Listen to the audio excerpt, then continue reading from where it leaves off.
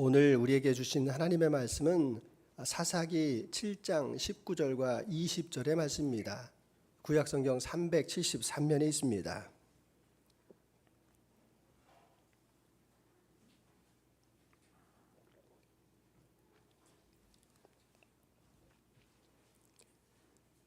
사사기 7장 19절과 20절의 말씀 찾으신 줄 알고 우리 한 목소리로 같이 합독하겠습니다.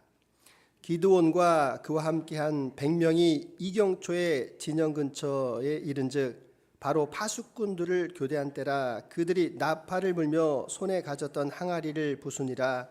세대가 나팔을 불며 항아리를 부수고 왼손에 횃불을 들고 오른손에 나팔을 들어 불며 외쳐 이르되 여호와와 기드온의 칼이라 하고.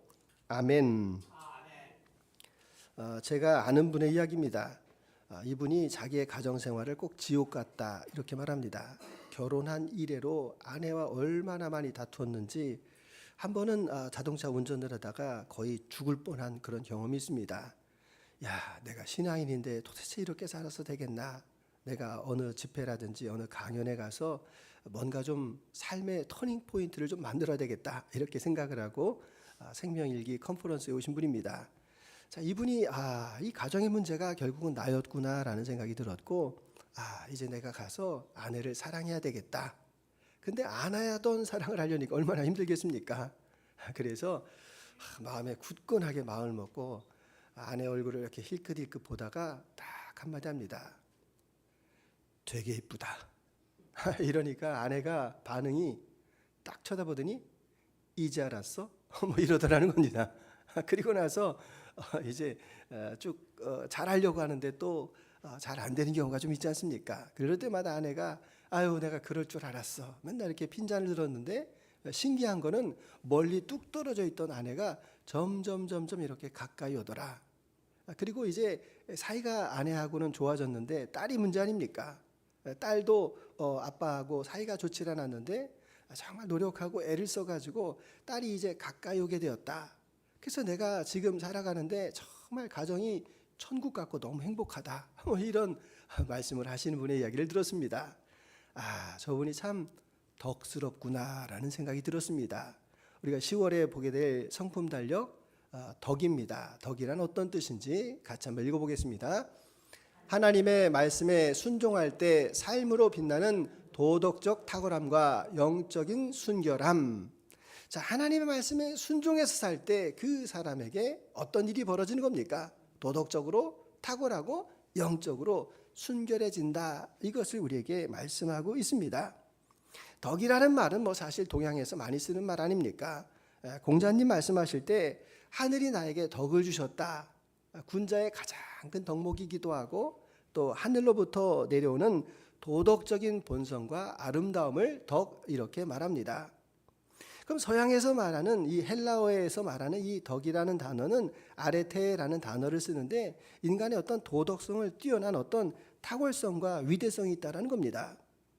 자, 이 탁월성이라고 말을 하는 것이 무엇인가 하면 여기 이렇게 필기구가 있는데 이 필기구 중에서 이 색깔이 제일 선명하게 잘 나옵니다.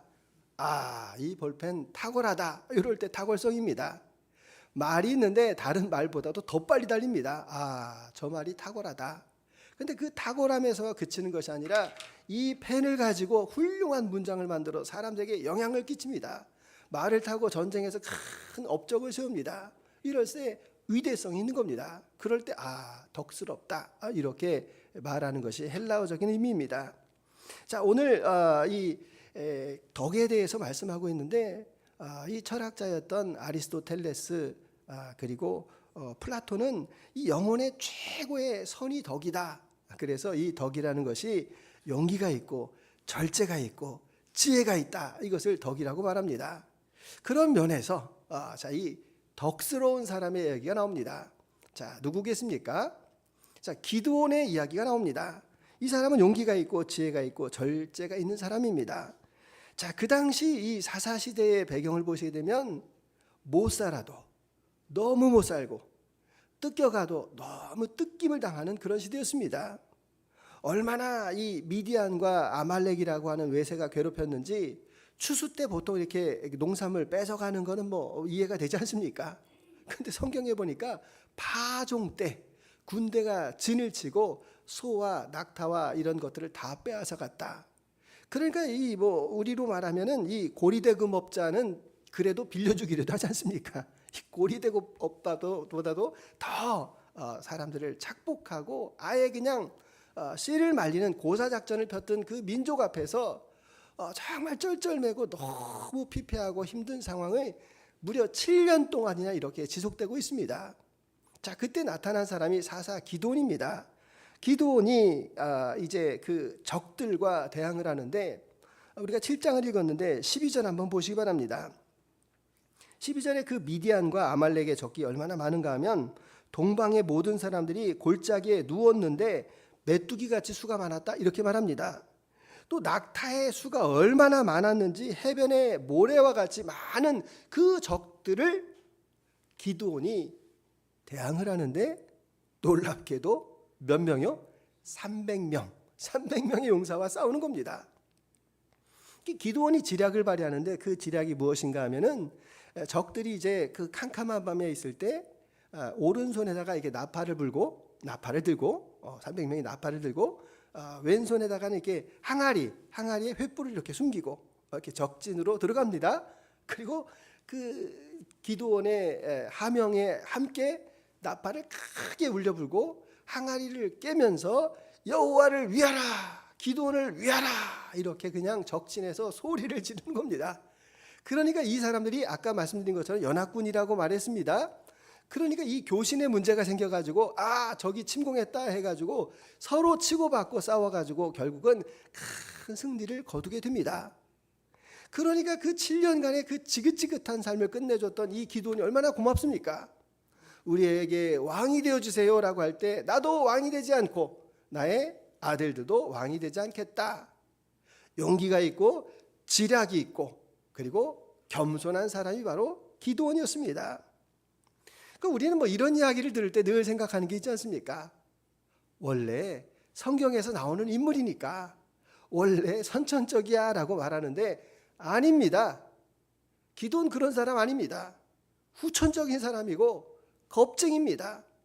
얼마나 겁이 많는가 하면은 6장을 보시게 되면 이제 이 미디안이 이렇게 다 샅샅이 뒤지니까 밀을 이렇게 수확을 해가지고 무서워가지고 그 포도주 다작 마당에서 몰래 이렇게 도정을 하고 있는 그런 상황이었습니다.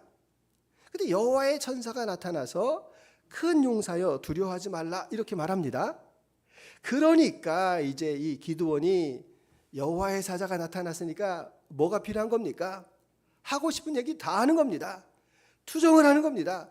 아니 우리가 하나님 백성인데 어떻게 하나님 백성이 이렇게 그 외세에 의하여서 고통을 당해야 됩니까? 하나님 도대체 뭐 하시는 겁니까? 이렇게 막 탄식을 합니다. 그러니까 여호와의 사자가 뭐라고 이야기하는가 하면 그래 다 안다. 그래서 내가 너를 찾아왔지 않느냐. 내가 너를 통해서 미디안의 손에서 너를 이 나라를 건져내겠다. 이렇게 말하는 겁니다. 그럼 어떻게 합니까? 이 한 몸 불살라서 이 민족을 구하겠습니다. 이렇게 말했습니까? 아니요. 전혀 엉뚱한 이야기를 합니다. 여호와의 사자님 잠깐만요. Wait a minute. 자 보세요. 12지파가 있습니다. 그 지파 가운데 센 지파는 에브라임 지파, 유다 지파입니다. 적어도 그 지파에서 나와야 사람들이 따라가는 것 아닙니까? 우리는 므낫세 지파, 아주 작은 지파라고요. 그 작은 지파 중에서도 우리 가문은 아주 약소하다고요. 안 됩니다. 이렇게 거절을 하는 겁니다. 그래도 내가 너를 미디안의 손에 붙이겠고 너와 함께 하시겠다 이렇게 약속을 하시는데도 못 믿는 겁니다. 그래서 하나님께 능력을 보여주시는데 어떻게 합니까? 제물을 바쳤을 때 불로 다 태웁니다. 그러니까 이제 피할 데가 없어서 그럼 좋습니다. 제가 이렇게 양털을 가지고 있는데 양털을 여기다 이렇게 놓겠습니다. 이 양털만 젖고 그 주변은 안 젖으면 제가 믿겠습니다. 이렇게 말하니까 그대로 됩니다. 그러니까 잠깐만요. 그러면은 이번에는 여기 양털만 젖고 여기는 다 마르게 해주세요. 그대로 됩니다. 이제 피할 수가 없어서 결국은 하나님에 의하여서 징병돼서 나와서 지도자가 되었다. 이것을 성경에서 말씀하고 있습니다.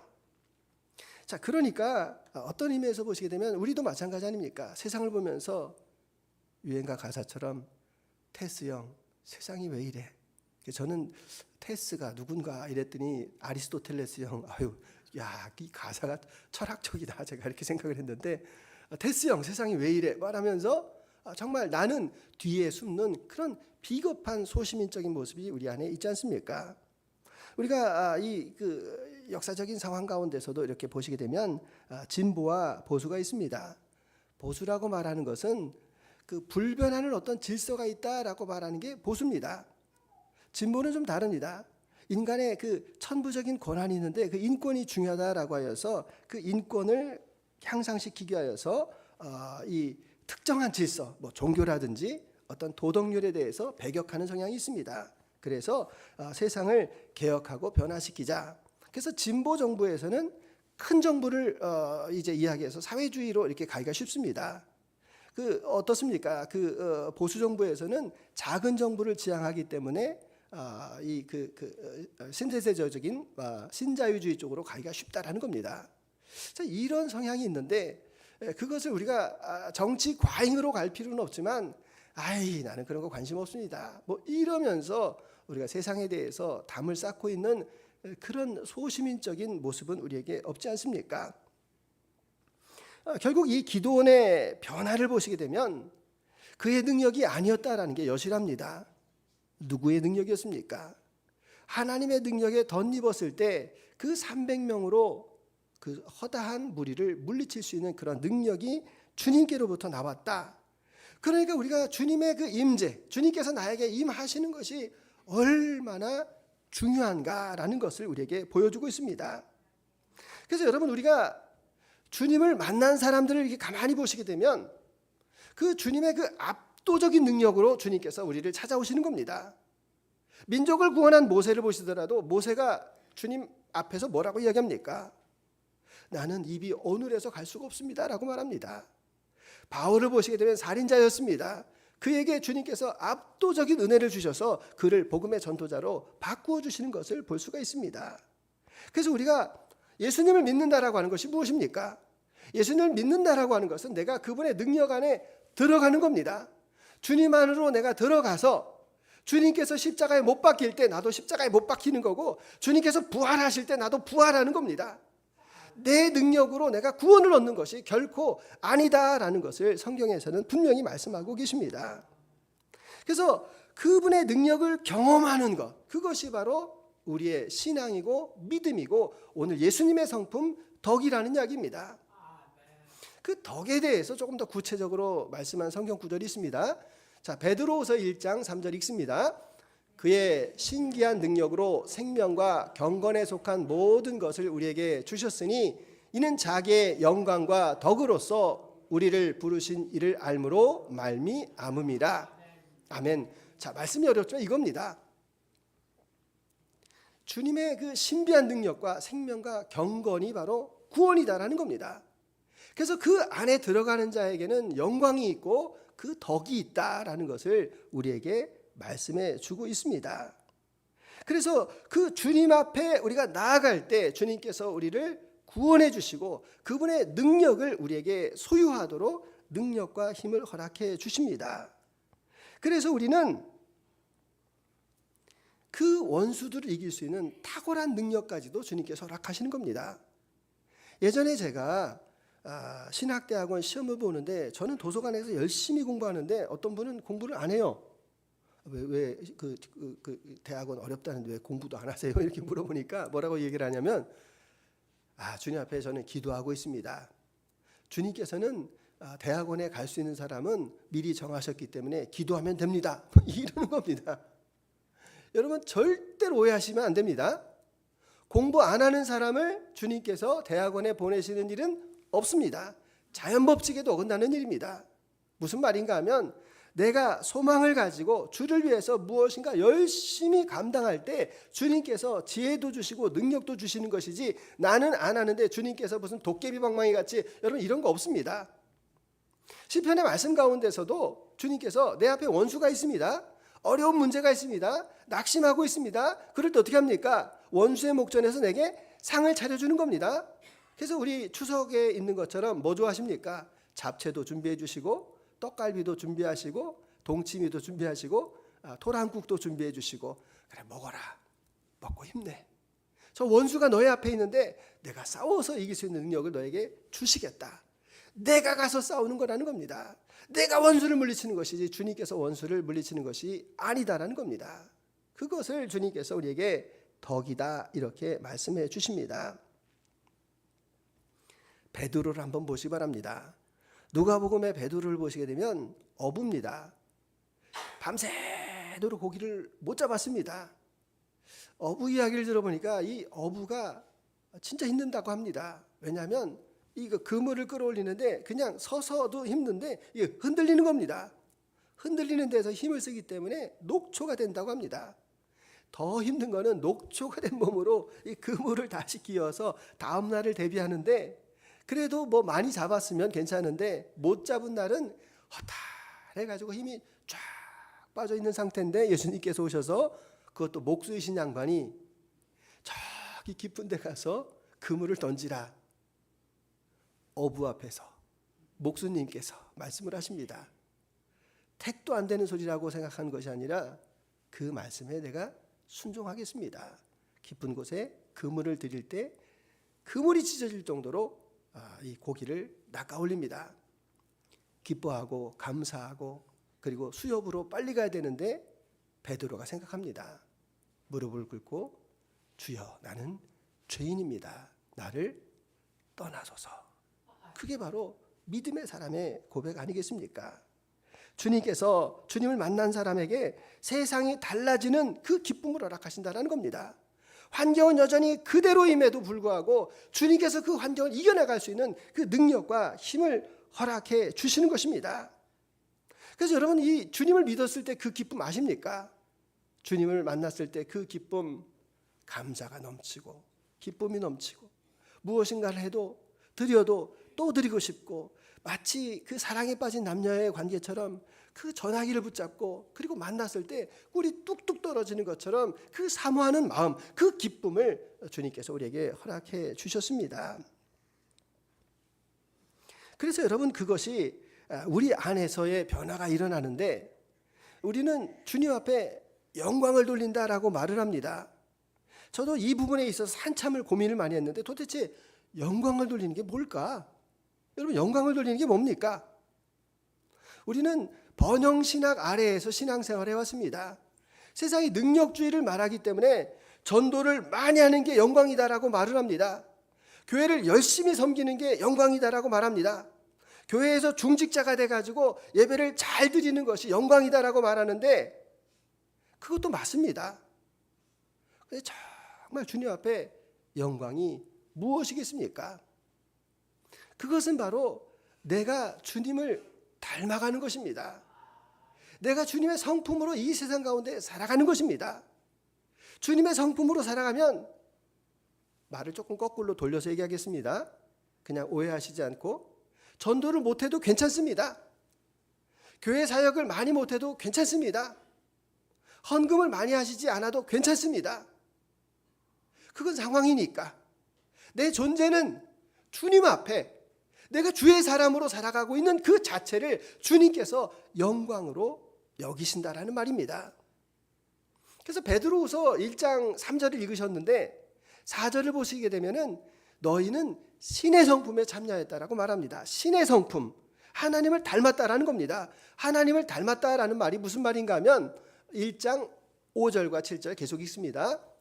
그러므로 너희가 더욱 힘써 너희 믿음의 덕의 지식을, 지식의 절제를, 절제의 인내를, 인내의 경건을, 경건의 형제 우애를, 형제 우애의 사랑을 더하라.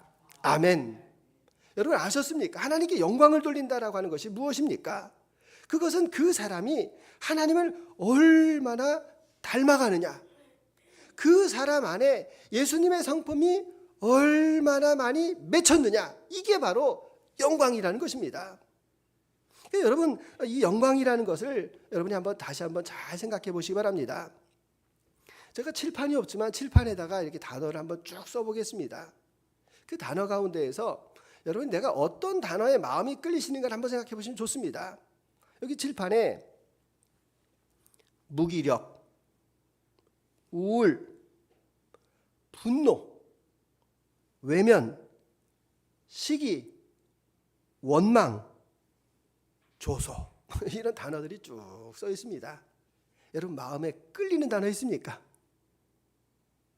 끌리는 단어가 없기를 바랍니다. 자, 또 써보겠습니다. 용기, 권면, 위로, 이해, 사랑, 기쁨, 행복, 양보. 어떤 단어가 마음에 끌립니까? 주님을 닮은 사람은 늘 말씀을 올리지만 높은 의식의 사람입니다. 높은 의식. 그래서 이 낮은 의식에 머물러 있는 사람은 예수님의 성품을 닮은 사람이 아닙니다.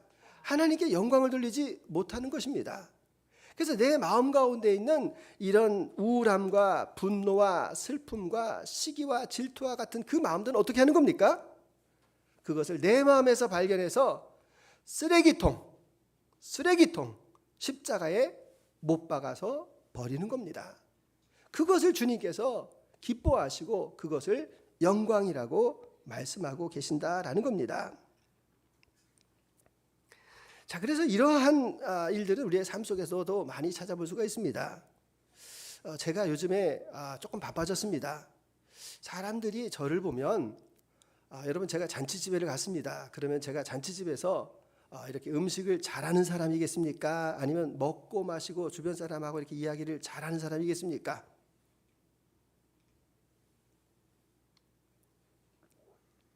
저는 주변 사람들하고 먹고 마시고 잔치를 즐겁게 하는 그런 스타일인데 제가 안경을 써서 그런지 콧대가 높아서 그런지 사람들은 저를 보면은 아이고 회계 잘하시겠다고 서기 잘하시겠다고 이러는데 행정력은 제가 좀 약합니다. 근데 상가에 있는 분들이 아유 목사님 이번에 좀 회계 좀 맡아주세요. 그래가지고 회계장부를 제가 가져와가지고 어쨌든 고지서 만들어가지고 전기세 뭐 이렇게 해서 이렇게 고지서를 이렇게 돌립니다. 근데 한 분이 저한테 이런 얘기를 합니다. 목사님, 상가에 여러 이렇게 호실들이 있는데 사람들이 잘 모이지도 않고 뭐 관심도 없고 아유 저도 하기 싫습니다. 뭐 이러는 거예요. 그래서 제가 뭐라고 이야기했겠습니까? 그 얘기를 했습니다. 예, 저도 많이 공감합니다. 상가에 제가 이제까지 오래 있었는데 회의를 할 때 다 모여본 적은 없습니다. 그런데 방을 치울 때 한번 생각해 보세요. 방 치울 때 내 방은 깨끗하게 치웁니다. 근데 야 우리 집 치우자 그러면은 그렇게 열심히 안 합니다. 그런데 더 넓어져 가지고 우리 아파트 공용주택을 치워봅시다라고 하면 사람들은 별로 움직이질 않습니다. 그러니까 그래도 상가에 오래 계셨고 상가를 아끼시는 분이 더 열심히 해야 되는 것 아니겠습니까? 이렇게 말씀을 드리고 집에 와서 그 일에 대해서 제가 묵상을 해봤습니다. 근데 제가 그냥 언격결에 나온 말인데 제 말은 무엇인가 하면 방관자 효과라는 겁니다. 방관자 효과. 방관자 효과라는 게 무엇인가 하면 그 핵심이 책임성은 분산되어진다는 겁니다. 줄 당기기를 할 때도 줄 당기기가 아니라 줄 다리기, 그렇죠. 줄 다리기를 할 때도 만약에 권사님하고 저하고 줄 다리기를 한다라고 하면 온 힘을 다합니다. 근데 마을 사람들이 한다 그러면은 누구나 합니까? 새마을 지도자 이장님은 열심히 하는데 그냥 나오기 싫은 사람 가운데서 그냥 슬렁슬렁 아시죠? 이게 책임 분산 효과라는 겁니다. 그래서 여기에서 중요한 게 무엇인가 하면 법을 만들면 됩니다. 그래서 공용주택에서는 아파트라든지 상가에서 관리비를 이 수선 분담금을 높게 책정하면 됩니다. 그래가지고 무슨 일이 있을 때 고친다 그럴 때 뭐 구구하게 안 하고 그 돈 가지고 이 회의를 통해 가지고 그냥 진행하면 되는 겁니다. 이게 법입니다. 법. 그런데 여러분 생활해 보시면 알겠지만 법 가지고 다 됩니까? 그래도 이 상가에서 그래도 우리 교회가 이바지하고 잘하고 있다라고 생각하는 게 여러분 아시겠지만 이 외벽이 얼마나 이렇게 좀 옛날에 좀 숭했습니까? 그래가지고 저희가 돈도 투자하고 다 나와가지고 벽화도 이렇게 만들고 밖에 나가서 보면 화단도 예쁘게 꾸미고 청소도 열심히 하고 여러분 이런 일들이 필요한 겁니다. 이게 바로 메꾸는 사람의 역할인데 그런 사람들을 덕이 있다라고 이렇게 말하는 겁니다. 우리 동부 노인정이 있습니다. 동부 노인정이 있는데 전국에서 최우수 노인정으로 뽑혔습니다. 그래서 어떤 일일까 생각했더니 어르신들이 우리 마을을 그래도 깨끗하게 하자 해서 이렇게 주기적으로 이렇게 청소하시는 것을 제가 봤습니다. 저게 나이 드신 분들이 덕스러운 모습이구나, 이런 생각이 좀 들었습니다. 뭐 거기뿐만이겠습니까? 교회도 마찬가지입니다. 교회에도 여러분들은 주일 예배를 이렇게 드리시고 가시는데, 만약에 여기 있는 사람들이 100%다 주일 예배만 마치고 그냥 가는 분들이라고 하면 교회가 운영이 되겠습니까? 근데 그 주일 예배뿐만 아니라 다른 때에도 와가지고, 어느 때는 수시로 와가지고 교회를 쓸고 닦고 교회에 무슨 일이 필요한가라고 하시는 그런 분들이 계시다라는 이야기입니다. 헌금도 마찬가지입니다. 여러분, 우리가 주님 앞에 드려지는 그 헌금이 얼마나 귀합니까? 저희들이 대략 재정 규모가 한 1억 정도가 되는데, 연말정산 때 이렇게 딱 떼보실 때 이렇게 딱 보시게 되면 그냥 여러분의 그 액수가 여러분의 퍼센테이지입니다. 교회에 기여하는 퍼센테이지입니다. 그런데 제가 늘 감사한 것이 무엇인가 하면, 우리 교회가 정말 분에 넘치도록 열심히 하시는 분들이 계시다라는 겁니다. 제가 그분들을 생각할 때 너무 마음 가운데 감사의 마음을 지니고 있습니다. 기도도 마찬가지 아닙니까? 기도도 그냥 반짝 내 목만 기도하고 내 가족만 기도하면 하나님 나라가 확장이 되겠습니까? 그런데 정말 주님을 위하여서 내 가정뿐만 아니라 교회를 위해서, 이 나라와 이 민족을 위해서, 그리고 이 땅의 평화를 위해서 기도하시는 그런 분들이 계시다라는 겁니다. 그런 분들이 바로 덕스러운 사람이다라고 성경에서 분명하게 말씀하고 계십니다.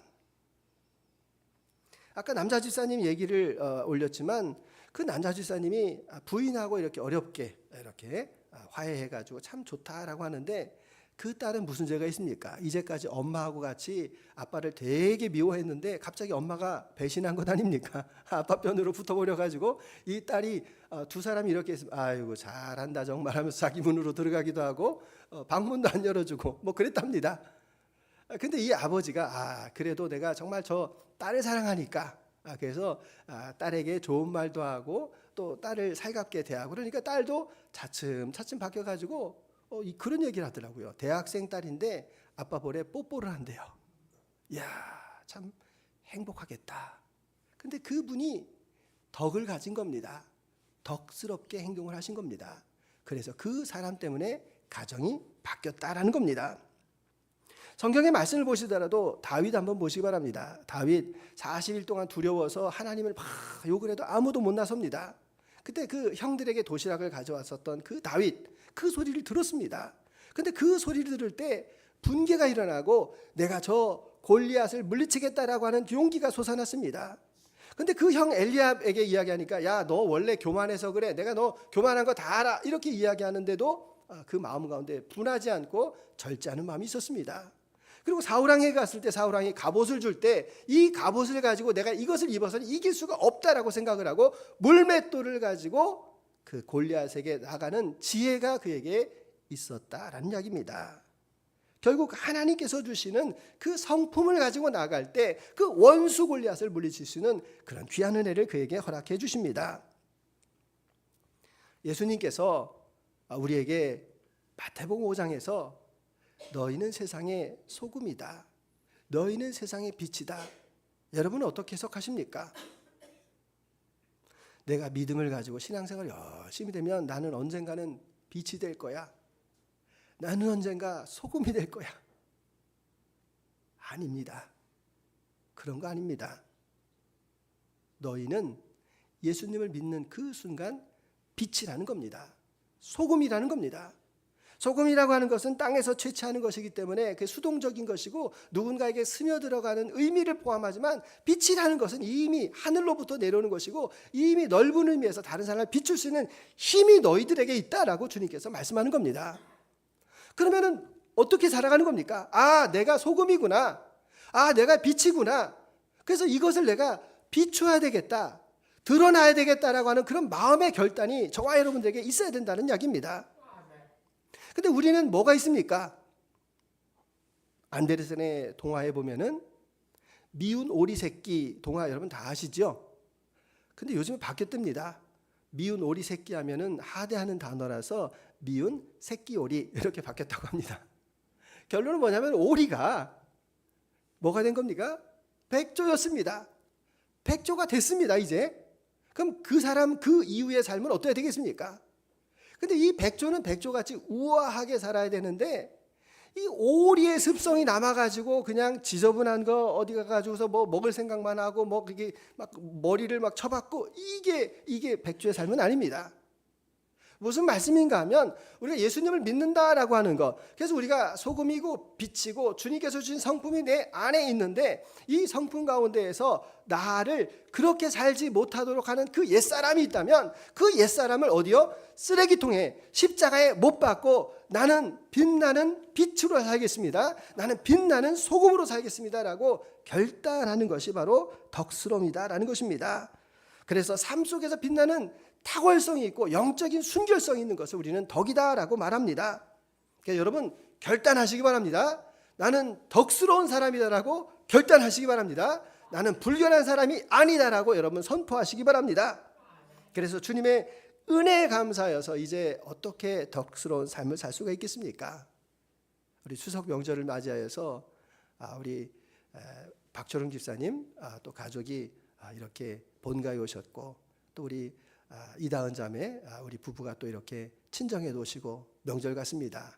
그럴 때 이렇게 생각하는 겁니다.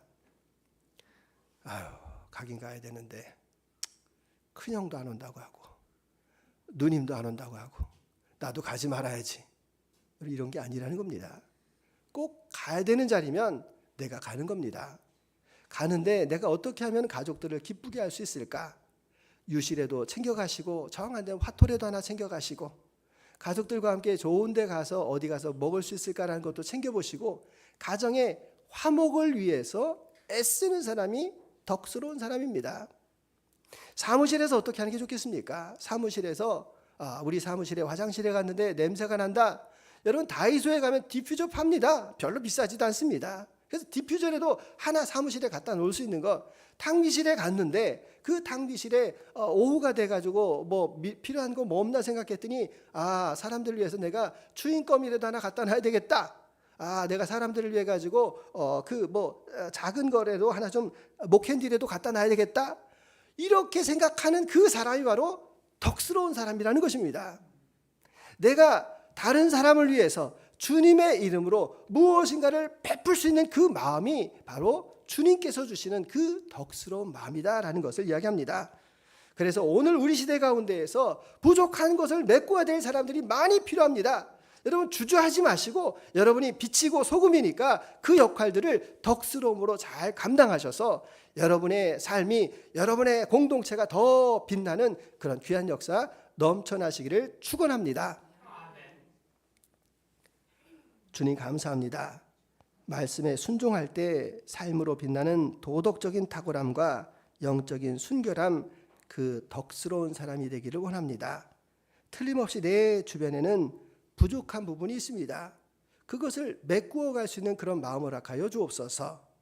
명절을 맞이합니다. 가족 친지가 모일 때에도 부족한 부분이 있다면 메꾸어 줄 줄 아는 그런 마음을 우리에게 허락하여 주옵소서. 감사하신 예수님의 이름으로 기도드립니다. 아멘. 찬송